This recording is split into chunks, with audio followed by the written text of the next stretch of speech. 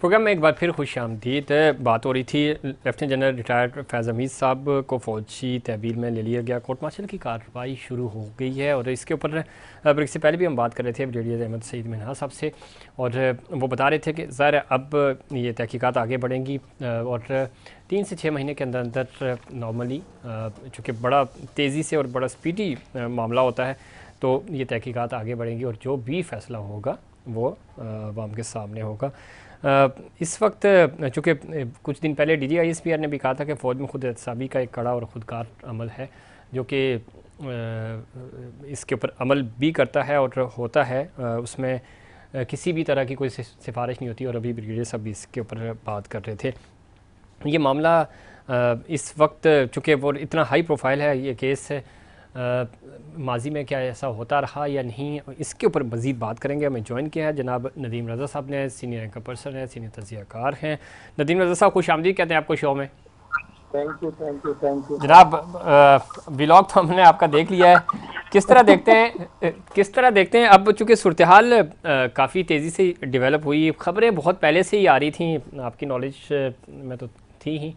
अब ज़रा officially DGISPR की तरफ से प्रेस रिलीज़ आना ISPR की तरफ से, तो ये कितना बड़ा एक तो इमेज बिल्डिंग खुद आप समझते हैं कि फ़ौज के लिए इसमें जो जिस तरह के हालात बन गए थे, उनके लिए इसमें कोई फ़ायदा होगा, इमेज बेहतर होगा? एक इल्ज़ाम लगता था हमेशा से सियासी लीडरशिप की तरफ से कि आर्मी में 3 स्टार जनरल्स का एहतसाब कभी नहीं होता, उससे नीचे नीचे तो एहतसाब हुआ है, कोर्ट मार्शल्स होते रहे हैं, लेकिन बड़े लेवल पे नहीं होता। ये आगाज़ आप किस तरह देखते हैं? नहीं, आप ठीक कह रहे हैं सर। माजी में इसकी मिसालें मौजूद हैं, पहले भी हो चुके हैं, लेकिन इसकी टाइमिंग भी देखनी चाहिए। और फिर इतना बड़ा केस था जो बजाय जो चीज़ें वो जिस तरह से कही गई है कि ये जो टॉप सिटी है इस्लामाबाद की, उसमें बुनियादी केस तो वही है। जी उसके अलावा भी ISPR की जो प्रेस रिलीज है उसमें कहा गया है कि रिटायरमेंट के बाद भी जो फौज की जो आइन है उसकी बरखिलाफ उन्होंने खिलाफवर्जी जो हुई। जी चीजें की हैं, उस पे भी इनकी तफ्तीश जारी, तहकीकात हो रही थी, वो थी। लेकिन थोड़ा सा अगर हम देखें, टॉप सिटी को देखें, हाँ, जिस तरह बड़ा पाकिस्तान में मेरे ख्याल पहली स्मार्ट सिटी वो इंट्रोड्यूस करा रहे थे, ये कराची के नौजवान है, ये इनका खानदान बड़ा कारोबारी खानदान है और पहला ये रियल एस्टेट में बड़ा नाम है। लेकिन इन्होंने कराची से जाके इस्लामाबाद में वो कर रहे थे, जिससे स्मार्ट सिटी, जिसमें इंटरनेट ये वो हर चीज बड़ा जबरदस्त होता। और फिर इनको जिस तरह से परेशान किया गया, जो उन्होंने कहा है, जो मुकदमा जो उन्होंने सुप्रीम कोर्ट में पटिशन दायर की थी, उसके तहत वो यही था कि इनको परेशान किया गया, फैमिली को हरासा किया गया, और जो पैसे निकाले, वो करोड़ों रुपए ले लिए, गोल्ड जवाहरात, ये सारी चीजें ले ली। तो वो बेसिकली देखे ना, वो कराची की सर सैयद यूनिवर्सिटी से वो इंजीनियरिंग की डिग्री हासिल की थी। जी वो कोई यानी कि सोने का चमचा लेके पैदा हुआ या ना हो, लेकिन वो कराची का नौजवान स्मार्ट बंदा था। उसने सारा डेटा ये वो क्लाउड के ऊपर सब डाल दिया था, क्योंकि ये तो समझते थे कि कोई चीज है नहीं, सबूत ही नहीं है। लेकिन उस बंदे ने, मोइज ने, सारा जितनी एक एक चीज के सबूत अपने पास सेव किए थे, और वही सबूत उन्होंने सारे इनको प्रोवाइड किए थे। जो ट्रांजेक्शन हुई थी अकाउंट्स में, जो इंटरनेशनल अकाउंट्स भी थे, वहां पे भी ट्रांजेक्शन हुई थी, और बैरून मुल्क पैसा भी, उस तमाम चीजें प्रोवाइड की। उसी की बुनियाद के ऊपर ये सारा वो चीज हुआ है। जैसा कि आपने कहा कि फौज के अंदर खुद एहतसाबी का एक अमल है। बात यह है कि जितनी, यानी कि जो आम मिसाल ये दी जाती है कि जितना सायादार दरख्त हो, यानी कि जितनी एज दरख्त की ज्यादा हो जाती है और वो जितना फल देता है, साया देता है, वो झुक जाता है। ठीक है, तो इसी तरह से ये भी है, जितनी बड़ी पोस्ट होती है उसके हिसाब से उसका डिकोरम होता है, जी उसका जी एहतराम होता है, उसकी सैंक्टिटी होती है, उसको बरकरार रखना चाहिए। लेकिन यहाँ पे जो सारी ये सूरत हाल हुई है, जो उनकी रिटायरमेंट से पहले भी कुछ चीजें सामने आ रही थी, वो हफ्ते बेजा में रखने वाली और दूसरी चीजें सारी थी। लेकिन बहरहाल ये सिलसिला शुरू हो गया, जैसे कि फैसल वाडा ने भी कह दिया है, ये इब्तदा है और बड़े बड़े नाम आने हैं, मजीद भी नाम आने हैं। उसमें फौज की भी लोग हो सकते हैं और पॉलिटिकल भी लोग होंगे, जिनको उन्हें भी पकड़ा जाएगा। ठीक। तो बहरहाल जो इस वक्त सूरत हाल वतन अजीज की थी, जो आपने भी बोला कि ग्राफ जिस तरह से जा रहा था नीचे की तरफ, तो उसमें एक थोड़ा सा ये तो कह सकते हैं कि मसनूई तनफ़ुस जो ना एक तरह का मिल गया है कि थोड़ा सा इमेज बिल्डिंग वाला भी। और लेकिन बात है कि नौबत क्यों आती है, इस तरह की चीजें हो रही होती हैं कि एक नहीं और बहुत सारे वाकयात ऐसे हैं हाउस, बिलखुसूस हाउसिंग सोसाइटियों के स्कैंडल बड़ा वो, और ये जिस खुद ICJ से ये केस उस वक्त उठ चुका था कि बंदूक की नोक के ऊपर उनसे लिखवाए गए थे, इसकी वे शेयर्स के लिए गए थे, सारी चीजें थी। लेकिन बात यह है कि इतनी ताखीर फिर हुई है, फिर उसकी फिर टाइमिंग भी हमें देखनी पड़ेगी फिर। बिल्कुल ठीक कह तो रहे हैं आप। इसमें कोई शक नहीं कि रिपोर्ट तो ये 2017 में ही हो चुका था और खबरें आ 17 रही में। थी उस वक्त जब वो मौजूद थे। एक चीज़ बड़ी इंपॉर्टेंट है नदीम रज़ा साहब, ओवरऑल हम ज़रा इसके ऊपर बात करते हैं चीज़ें।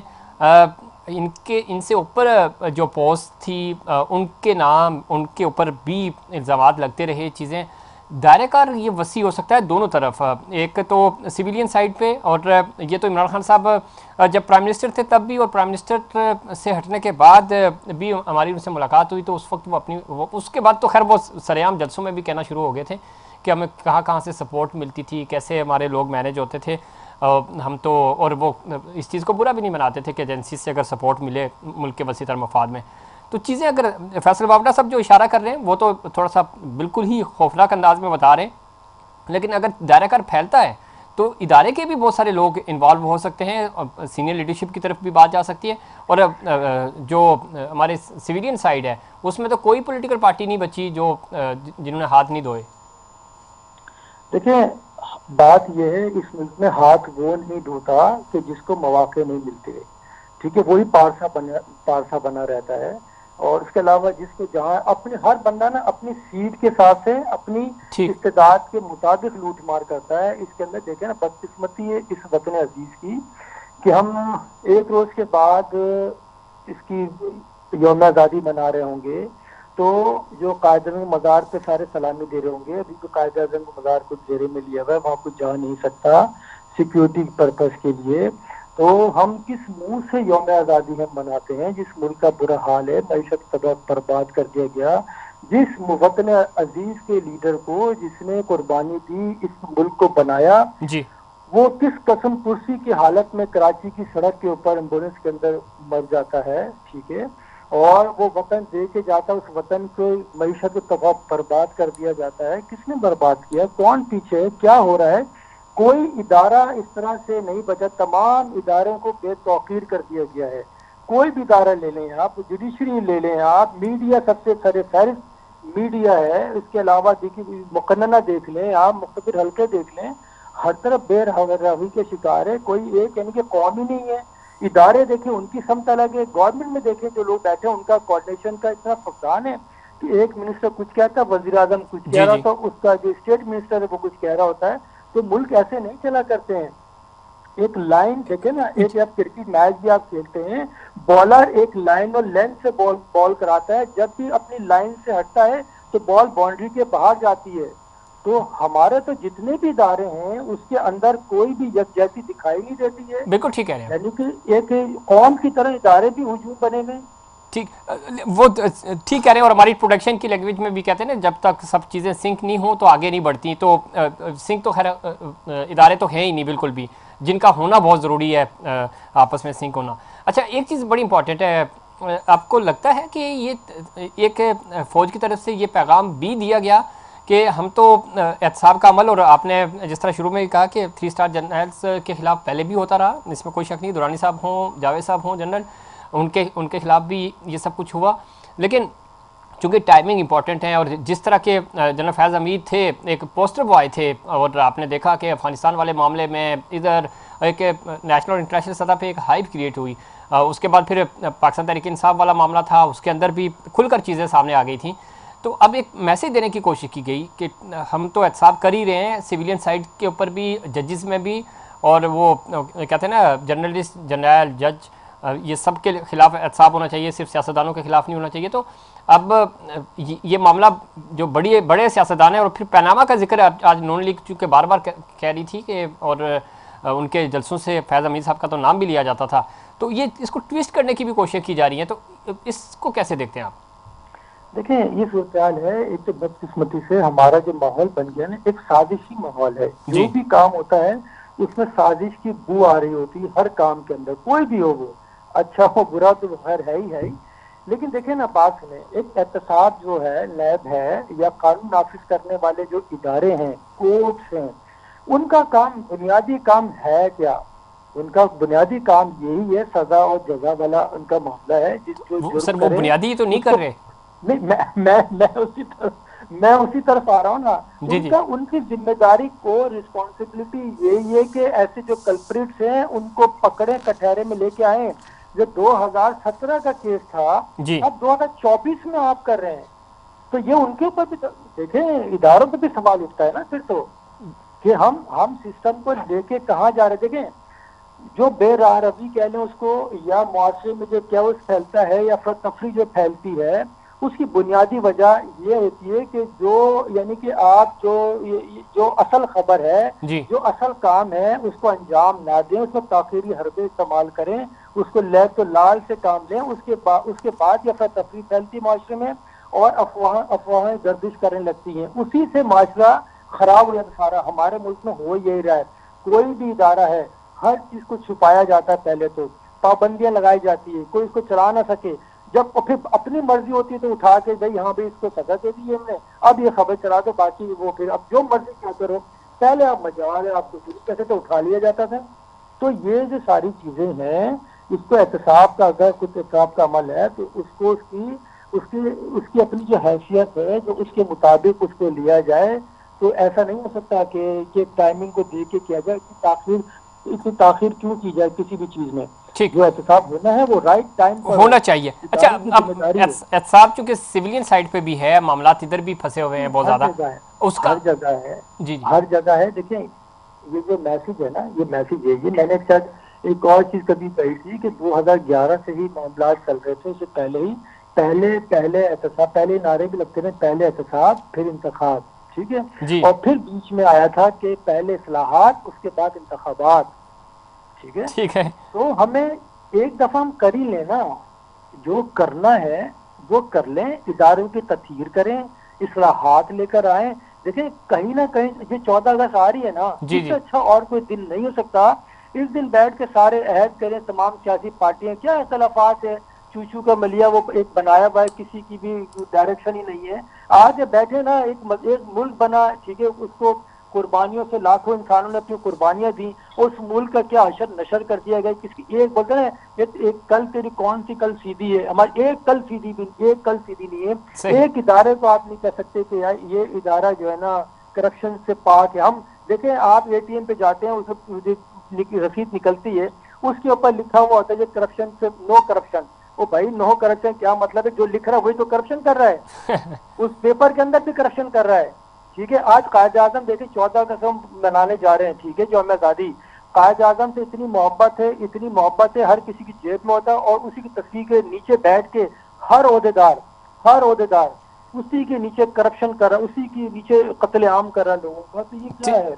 मुआशरे नदीम मिर्जा ऐसे साहब, नहीं चूंकि चला करते। आपने बात बहुत अच्छी की है और मामला इस तरफ ले गए हैं, तो मैं यौम आज़ादी की निस्बत से ही कि ये जो एक गैर यकीनी की सूरत हाल है, और जिस तरफ आप इशारा करने की कोशिश कर रहे हैं और बताने की भी कोशिश कर रहे हैं हमारे नाजरीन को, और ज़रा हम जिम्मेदारी का मुजाहरा नहीं कर, ये एहसास हमें कब होगा कि ज़रूरी नहीं है कि मेरे ऊपर कोई कैमरा लगा हो, या कोई कानून, या फिर कोई ऑफिसर या सिक्योरिटी ऑफिसर होगा तो ही मैंने इंसाफ करना है, तो ही मैंने कोई अच्छा काम करना है। ये एक अंदर भी है, इंसान के अंदर है ना, जिस मुल्क में हम रह रहे हैं, जिस मुल्क की वजह से हमारी पहचान है, हमें कुछ 4 लोग जानते हैं, तो उसके लिए हम कुछ करें, अपने तौर पे करें। ये खुद एहतसाबी जो है ये कब होगी? इदारे तो अपनी अपनी जगह जिम्मेदार हैं ही, बहैसियत आम शहरी मैं भी तो जिम्मेदार हूँ, मैं अपनी जिम्मेदारी से पीछे क्यों हट रहा हूँ? बात देखिए, बात अगर खौफ खुदा हो तो इंसान करता है ना, जी जी। उसको किसी किस्म का खौफ हो। देखिए, अल्लाह ताला ने इंसान को अशरफुल मखलूकात बनाया है, एमी तो नहीं अशरफुल मखलूकात का। इंसान ने अंडरस्टिमेट कर रहा है अपने आप को, वो किसी रास्ते के ऊपर आना ही नहीं चाहता है सारा कुछ, ठीक है। तो हमें अपना हिस्सा डालना पड़ेगा। देखिए, ये वो मुल्क है जिसके कायद सड़क के ऊपर एक ही गाड़ी में निकला और उसको मर गया। आज उसके मुल्क में सदर से लेके निचले डीसी तक के, देखो प्रोटोकॉल कितना लंबा लंबा प्रोटोकॉल होता है, 10-10-12 गाड़ियों का। और आज अगर किसी भी अफसर, छोड़ दें वजीर को भी, कोई पुलिस वाला ही क्यों ना हो, वो अगर गाड़ी में सब्जी लेने भी जा रहा होता है, उसकी बेगम जा रही है, दो दो मोबाइलें साथ होती हैं, बदतमीजी कर रहे होते हैं। ये माहौल है। यानी कि जिस मुआशरे के अंदर तहजीब का दामन छोड़ दें, इखलाकियात का दामन छोड़ दें, तो मुआशरे जिंदा नहीं रह सकते। हमें अपने, देखें बात ये है, इंसान पूरी दुनिया में आप देख लें कहीं भी होता है, एक इंसान इनकलाब लाता है, सिर्फ एक शख्स इनकलाब लाता है। पाकिस्तान में उसकी मिसाल कायदे आजम रहमतुल्लाह अलैह है जी जी। कि एक शख्सियत निकली थी और वो इनकलाब लेके आ गई, पाकिस्तान बन गया। क्योंकि वही कायद होता है, जो वो करता है कौम वैसा ही करती है। हमारे बदकिस्मती है कि हमारा जो टॉप स्लॉट जाता है, एग्जेक्टिव जो है, प्राइम मिनिस्टर है, ठीक। उसके बाद दूसरे आते हैं सारे उहदेदारे। जो देखे ना, पानी ऊपर से नीचे आता है, नीचे से ऊपर नहीं जाता।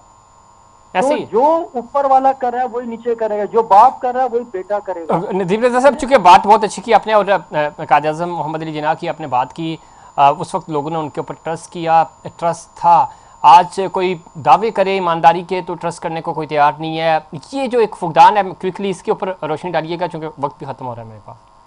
देखिए बात वही है कि अपने आप से हर किसी को आगाज करना चाहिए। उसमें मैं हूँ, आप हो, या हमारा कैमरामैन हो, या स्पीकर पे जो बैठा है, या जो सुनने वाले इस वक्त हैं। क्योंकि तब्दीली हर इंसान ला सकता है। मैंने कहा ना, एक शख्स लाता है। जी आप जी। अपने हिस्से का दिया जलाएं। देखें, आप तनकीद करना दुनिया का सबसे आसान तरीन तरीका है। काम है। मैं बोलता हूँ, मैं दूसरे इंसान में अच्छाइयाँ देखूँ। मैं एक और चीज मैं कहता हूँ, जैसी नेत वैसे फरिश्ते। आप अगर आप पॉजिटिव है ना, जी जी। तो आपको सामने वाला भी पॉजिटिव मिलेगा। आप नेगेटिव सोच के मालिक हैं, सामने बिल्कुल। वाला जितना पॉजिटिव क्यों ना हो, अगर वो बोले मैं आपके लिए जान दे दूंगा, बोले दे दो जान, वो जान दे दे, बोलेंगे यार मैंने ऐसे थोड़ी कहा था मरने को, मैंने छलांग लगाने को कहा था। सही। तो नेगेटिव, हमारी सोच नेगेटिव ने सोच नेगेटिव है, बिल्कुल दुरुस्त कहा आपने। वो कहते हैं ना कि शिकवा शब जुल्मत से तो कहीं बेहतर होता है अपने हिस्से की शम्मा जलाते जाते। बहुत शुक्रिया जनाब नदीम रज़ा साहब प्रोग्राम में वक्त देने के लिए। नाज़रीन, ये था हमारा आज का प्रोग्राम। उम्मीद करता हूँ दीगर प्रोग्राम्स की तरह आज का प्रोग्राम भी आपको पसंद आएगा। मुझे और इनसाइड पाकिस्तान की पूरी टीम को दीजिए इजाज़त। अल्लाह निगहबान।